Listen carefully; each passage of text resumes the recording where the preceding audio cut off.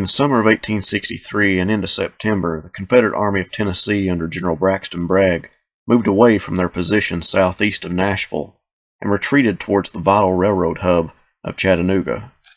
However, General William S. Rosecrans and his Army of the Cumberland moved after the retreating Confederates. Federal troops moved both toward Chattanooga and south of the city across the mountains, hoping to cut the Confederates off from Atlanta and the rest of Georgia. This scared Bragg. He essentially abandoned Chattanooga and moved south to meet the Union invaders. Along the Chickamauga Creek, the two armies converged and would battle it out in a fight that would last 2 days. On the second day, plans were made for the Confederates to attack the Union left flanks and hopefully turn the entire Federal battle line. Kentuckian and former Vice President of the United States, John C. Breckinridge, was chosen to lead that attack.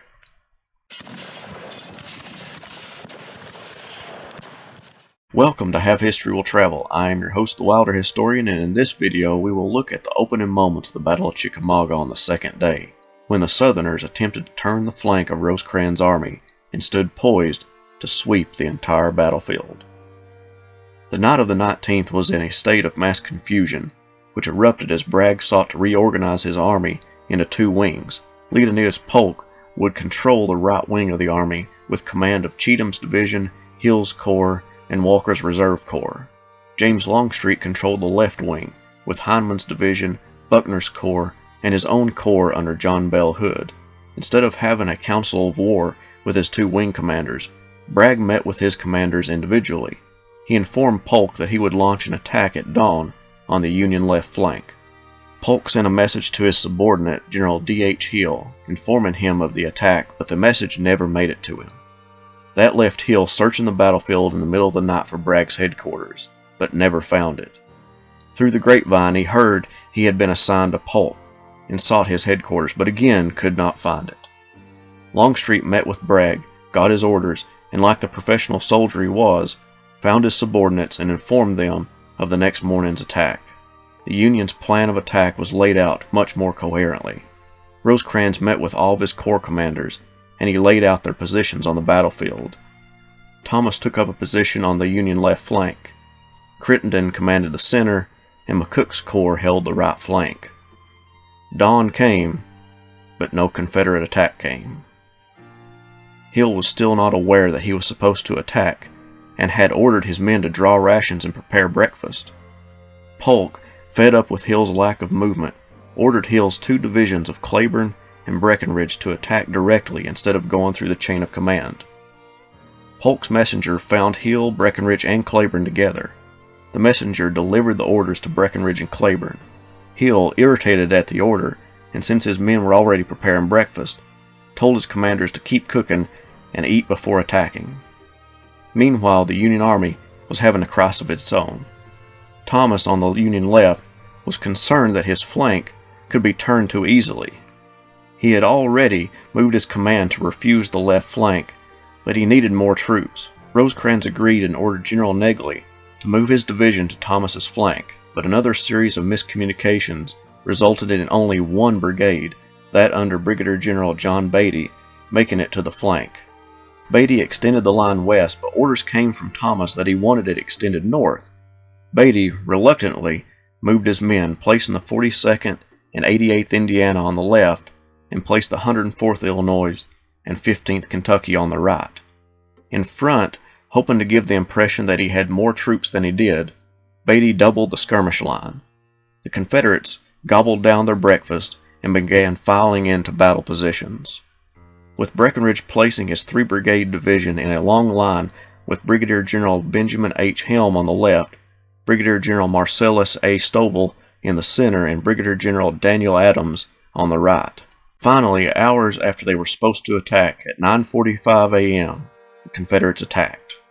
Surging forth in a long single line, the Federals under Beatty got overrun by such a formidable force.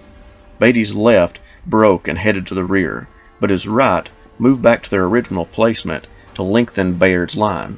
As Helm's Orphan Brigade attacked, its right headed west, but its left ran into the deep defensive line of Absalom Bayard's division. Helm himself urged his men on in attacks against Bayard. The Orphan Brigade would be repulsed multiple times, but during one of them, Their commander and brother-in-law to Mary Todd Lincoln would fall off his horse mortally wounded. He would die later that night. Adams and Stovall kept pushing south and broke Beatty's men again. Thomas's line was in danger of being completely turned and destroyed. His call for reinforcements were being met in the former brigades under Timothy Stanley, George Dick, and William Gross. Gross reached Thomas first and braced his brigade for the attack by Breckinridge's division. However, the Union reinforcements would be overwhelmed by a long Confederate line and broke under the pressure.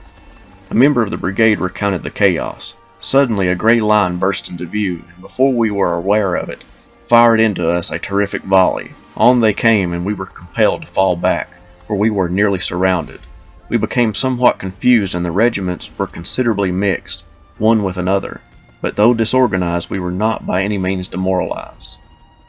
Although Gross had to fall back, Stanley's men took up a position on the left, which would check Adams' troops. By this point, it looked as though the Confederates were on the verge of victory, but Polk's failure to order other divisions to Breckinridge and Cleburne's support made the Confederates' attack slow. As Stovall's men pushed forward with little resistance, Adams' brigade got pushed back, with Adams himself becoming wounded. This left Stovall's men alone behind Union lines. Dick's brigade flew into a panic at the first volleys, but more reinforcements came to Thomas's aid, and his main double line about-faced to attack the enemy. The heavy enemy fire became too great for Stovall, and his men retreated to the rear. Adams, after his wounding, got captured by Stanley's advancing line. The whole attack, although greatly successful initially, came at a great cost. Breckinridge lost 2 of his brigade commanders. Helm would die that night, and Adams was wounded and captured. His chief of artillery, Rice E. Graves, was also mortally wounded. The fact that Graves was the division commander's close friend made his death more debilitating. Breckinridge sent 3,769 men into battle and suffered 1,240 casualties, or 33% of his force.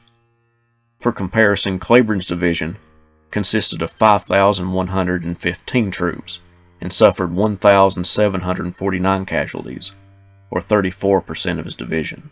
One fascinating aspect of the battle I came across while researching this video was the amount of ammunition expended during the battle for Breckinridge and Cleburne.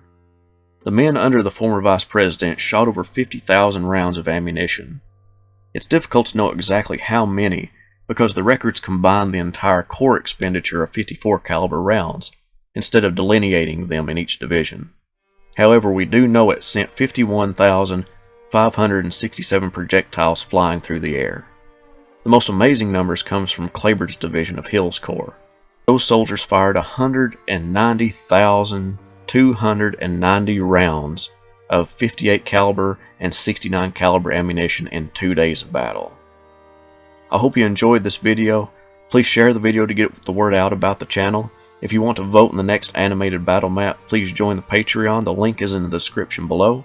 Thank you all, and have a great day.